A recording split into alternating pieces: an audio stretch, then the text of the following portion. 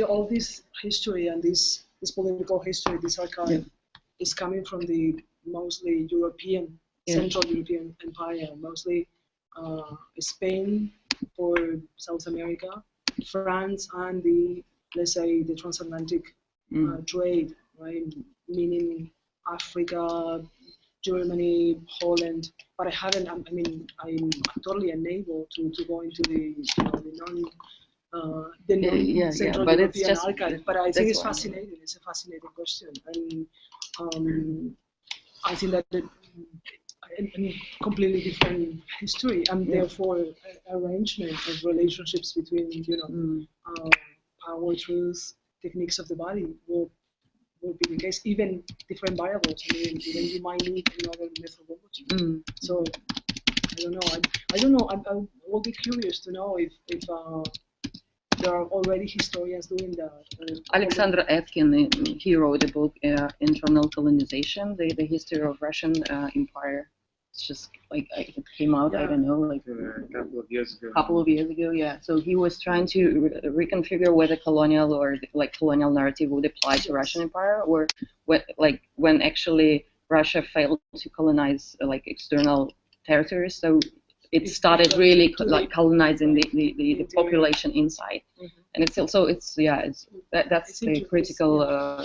Maybe not failed, but no, in a way, I mean that the Peter the First tried to colonize. He had these ambitions to colonize Alaska and stuff, but if you look at this, they lost territories that they tried to colonize, as I understood. So in a way, I mean, I'm using failure as comparing, but. No, but it's maybe a more general point would be to take a look at different forms that colonies take, even in the English way of colonization. Some claims was different, and perhaps it helps somehow to find more details in the story that you present. But the history, one of the things that even though there are many different, detailed, precise histories, but and you correct me if I'm wrong, because I mean, as we were saying before, for instance, the history of colonization, I think that is being deeply studied, maybe for the last 40 years, and intensively the last 10, 15 years, really having access to the archives, and really. So we're just at the beginning of understanding what's going on, right? But one of the things that I think is interesting is that colonization as such is already globalization, and I think it's, even though we can do national quote unquote histories, this is not a national history. I think that even if you look at the transatlantic trade, even though of course if you study the history of Peru and the history of Colombia, they might have nothing to do with each other, but the economic system that is being organized, I don't know what you think, Jack, but then the ways in which the particular techniques that are developed, deployed in each case might be very different. But I also think that it's important for us, and I think that in the Marxist Black radical history, I mean, you have it very clearly. Or even in Walter Mignolo, for instance, when he is talking about the colonial matrix. Even though I have to say I had recently a huge discussion with him, trying to him not to use the word matrix. Matrix. Right. Yeah, matrix. I was like, why matrix? My God, I mean, if you want to call it something, call it like colonial sperm. I don't know, but don't call it matrix, because it's well. Anyway, the thing is that they're all of them trying to identify, at least a kind of a set of let's say relationships between hegemony and subalternity, right? That cannot be generalized or whatever, but that whose implication, for instance, with the history of capitalism is such that we cannot just say, oh, this was a question of the Dutch people were like this, okay, they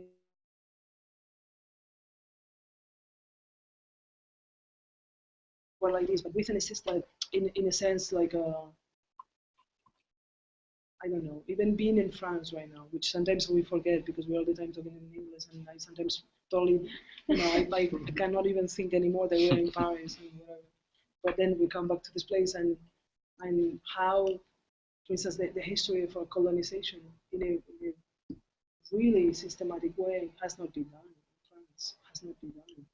But it's not just because this history is not being told that France is completely outside of that regime, and it's like, oh, they just have a few colonies, and it's not the same. I mean, so, and then the question of internal colonization, I think, is a very interesting one for many reasons. One, you know that this is exactly how Foucault defines discipline. Right? I mean that the discipline precisely is that regime where the outside doesn't exist anymore. Everything is an internalized segmentation. Right? And there are like some historians following Foucault, for instance, that have been recently even more with more political urgency, tracing, for instance, let's say the gypsies within Europe and how they were really constructed as probably the first, let's say, inside-outside race, right? within Europe, and how that could even be not a model, but like an internal race that was already colonized within the metropolis. That you don't have to go outside of the metropolis to find the colony, right? So I think it's a fascinating question, yeah. And that, of course, I mean, think about Russia. I mean, you guys, you have like there. But I think that I think what's happening here is that you're beginning to use Beteau's methodology in a way. I mean, the methodology only works for the examples that Beteau is giving, and a lot of the examples are just coming from France, basically. A lot of them. He's tracing a genealogy of colonialism through this control, representation, mobilization, excitation of the body that has not been told in this way, right? So that's why I understand you to keep saying it's a methodology. It's not about the marshalling of facts that we have not yet understood, because as you just said, I mean, the history of wet nursing, the history of this colonial and post-colonial history of milk is being told in a number of different places. Absolutely. You showed me the book the other day, the book about Black Narcissus and the Black Oedipus. Black Oedipus, right? And the Black. So what if you have a black wet nurse for a white baby? What's the disruption of the Oedipal process? Yeah, yeah. So there are a lot of these histories, right? So the question would be, in the context of Russia, where you have a completely different relationship to apparently the history of work, the genealogy of work, the relationship to colonization or its failure, or the annexing instead of contiguous realms instead of the colonization of supposedly inferior cultures, right? The collectivization as a project with another kind of alibi, that maybe a lot of stuff runs through food, and it's primarily at that point agricultural nation, so it's going to behave differently. So what I see, however, is this is kind of a viral methodology. The problem is the methodology is already infecting my thinking, and I think it's probably infecting yours. Problem is that it's very hard to do this. This is like in 2 days, Beteau's giving us such a massive archive that it sort of rattles the brain to think how one might then bring some of this methodology into one's own work. And I mean, that's what I was trying to ask, maybe for some sort of advice, since we're not all going to go and write these kinds of massive histories. But the thing is that, for me, but you gave me the key, actually, by saying precisely, like, a step outside of the identity politics methodology that we have. That is killing us. It's killing us, right. And we never come up with the right political solutions. Exactly. And it's not intersectionality, as I've been, lately. This is just, well, the way it gets taken up in Europe, however, is not at all how it was written in the US in relationship to critical race studies. No, I think that it was interesting, but at the same time, what I see normally is basically that you take a little bit of race, you take a little bit of gender, then you take all the lesbian, black, and then blah blah, and at the end, is basically adding up identity politics and trying to and. But see, this payoff is so crucial to me because we can go into any number of contexts, in the community context, in the reproductive politics context, in the trans politics context, discussions of disability, and the conversation will collapse in on itself, precisely because you will have a bunch of people claiming political wrong has been done to them without any sense of the history, what we're calling these biopolitical techniques or the particular hold on the body that has been made in previous regimes that now results in these internecine conversations that will actually never resolve the political problem that has been raised, right? Exactly. That my idea would be like, instead of just like talking around the table saying, okay, this is the gay position, this is the lesbian position, this is the disability, the race, all of them. If we set up the basis for some somatopolitical alliances,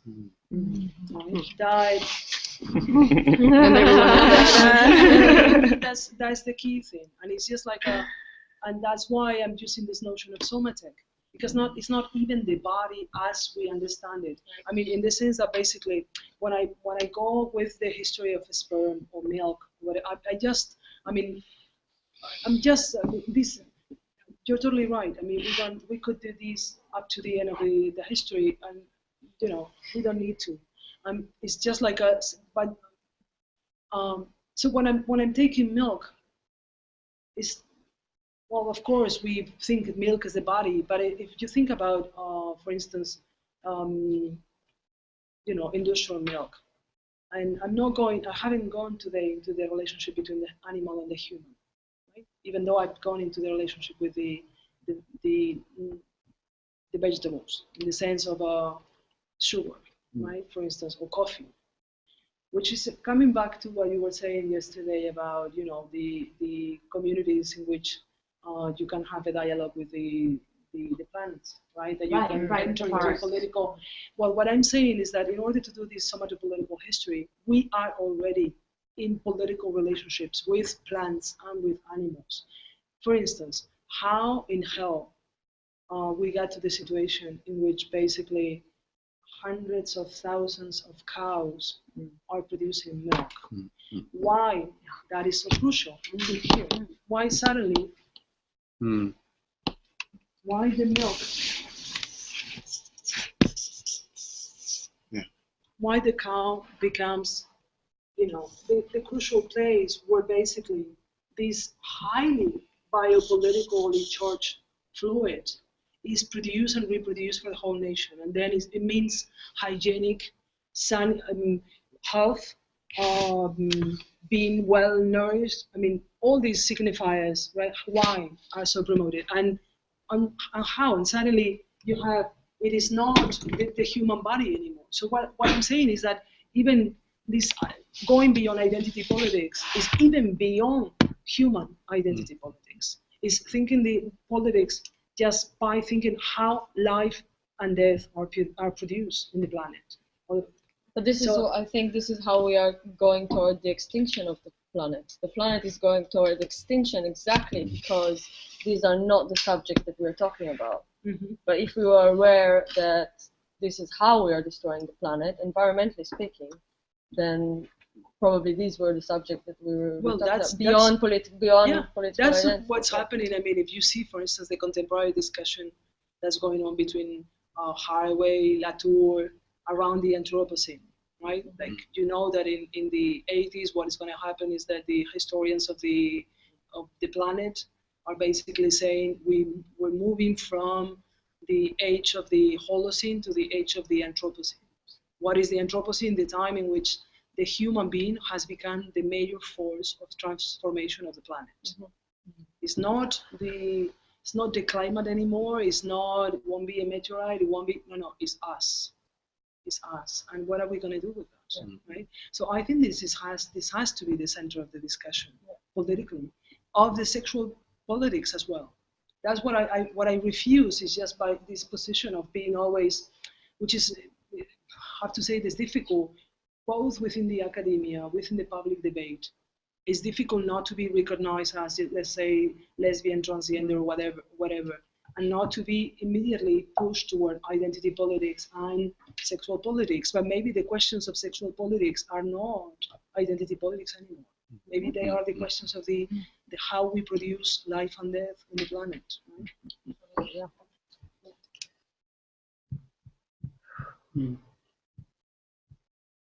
Yeah, maybe, and that's why sometimes I know that you're not so inclined to revolution, but I am. I dream about the revolution since I'm a child. That's why, whatever, I'm like that, this is my, I know too many Russians. I know, but this is just that. Belarusians, Ukrainians. No, but the thing is that, and that's why I'm saying this. I mean, that would be a long story, but maybe that revolution failed because the subject that was the center of that revolution was precisely a male, necropolitical, heroic figure, right? Yeah. But what if the subject of the revolution that either we go, that's the question, is that extinction or revolution? You choose whatever, So, but extinction could be revolution. If you're a cow, I know you're hoping for the extinction of the humans, because that's going to be your revolution. But no, I'm not talking about that. I'm just talking about the extinction of the humans. The humans were crazy. We're already thinking about Odyssey of the space. Right. So we're thinking about moving out and taking the uterus somewhere else, right? That's the problem. But it's the planet. I'm thinking about the planet itself, the extinction of the planet. So basically, maybe what would be a revolution today? What for me? Tell us. We sat here for hours. Well, I think that this is if a revolution is possible, has to be from this non-identitary alliance. But also, we don't have time. That's what we're not. No, now we are in the end of the time. No, that Haraway is wonderful in that when he says in order precisely for political change, we always need to take the time. We need to think that we have the time, and we have it. We have the time, and that is from the very beginning. Even when we are having these discussions about the seminar and everything, and I know that I'm sometimes heavy to to take from your side, that I go for 3 hours but I love to be here 3 hours more with you and listening to you. But we need to take the time. We have the time. The thing is that we never take the time. We are in this what Hartmut Rosa calls the acceleration time. Right. We really already. No, but in terms of the time of the planet, in that sense, I speak. No, but we have it. I mean that the time of our lives is the only time that we have, and we have it. And there is no reason why we cannot take it. And for me, that's the time of revolution. That's honestly this. Where does it take us? It's interesting to know. Maybe in your logic, you know it. We have our relations of sovereignty, then democracy, then and then we have the revolution during our lifetime. I don't know if we have the revolution. I think that's why maybe Jose Munoz is here always with us. Because the revolution that he's asking us to look upon is a utopia. And we have to keep that in mind. It's kind of a fiction that exactly ever to come, as Derrida used to say for deconstruction. What is deconstruction? Ever to come. Which is a very Jewish definition of deconstruction, by the way. But it's ever to come is better than this is exactly what it is, and I'm going to tell you. But one thing is clear, for instance. If we want revolution, there are things that we can say. We won't be able to do it through necropolitical techniques. One is clear. So once we exclude all the necropolitical techniques, then we have to think about other techniques. Because, we know that already. Revolution is the guillotine, and then the bomb, and then the camp, and then war. So this is the underlying question: is can we define the political outside of necropolitical techniques, outside of techniques of giving death. Do we have the? I mean, Susan Sontag once said I think in regarding the Painter Brothers, she says, we're always calling for the end of war, and this is such a, I won't go to war no more. This is like the endless slogan of the left, and yet looking back at the history, yes. There's no time with no war. I know. So yeah, but you know what? The beauty of it is that and that's what I claim from our histories, because what I think is that we cannot do identity politics. Right. Nevertheless, we have everything to learn from the histories of survival of the living political fictions that we are. Mm-hmm. That's very different, right? So basically, we have a tradition within feminism, for instance, that's always a joke. I mean, if you start to discuss, I mean, if I have a discussion with Negri, at the end of the day, it's like, well, anyway, your revolution will come later. Let's make the real one before, and then your transgender thing. I mean, it's a detail,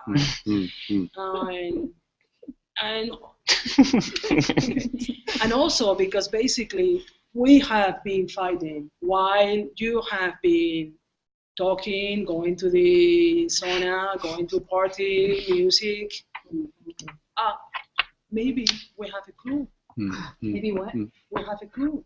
Maybe talking, going to the sauna, partying. Maybe that's the revolution to come. Not in the sense of a fun palace, not in the sense of this is already we know. We know that Playboy, I haven't gone to Playboy, but you know that Playboy is here to always remind us that pleasure has been already captured. Okay, yeah. Okay, let's be careful with pleasure. As Deleuze used to say, desire is still to be imagined, it's still to be invented. You can never trust your desire. And that's another beauty of the somatopolitical project. You talked about that yesterday, I think, when you were saying the ambiguities of desiring and non-desiring, and fearing. We have to learn to desire the object. That's what I think. The object. Yes, that's our history. Or object. Yeah, that's our history. Yeah. Our history is one of desiring the object. How can you learn to desire? What? How can you learn to desire? Because desire is a technology. It's a technology as everything else. So there are it's a technology that is constructed upon social discourses, ambition, taxonomies, techniques of production of pleasure. That's why pornography is so crucial.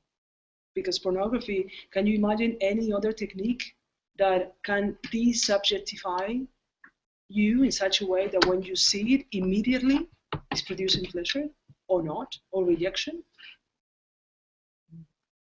So so all the debates about feminism in relation to pornography or prohibition of pornography, I mean, how are we going to leave this technology to the state?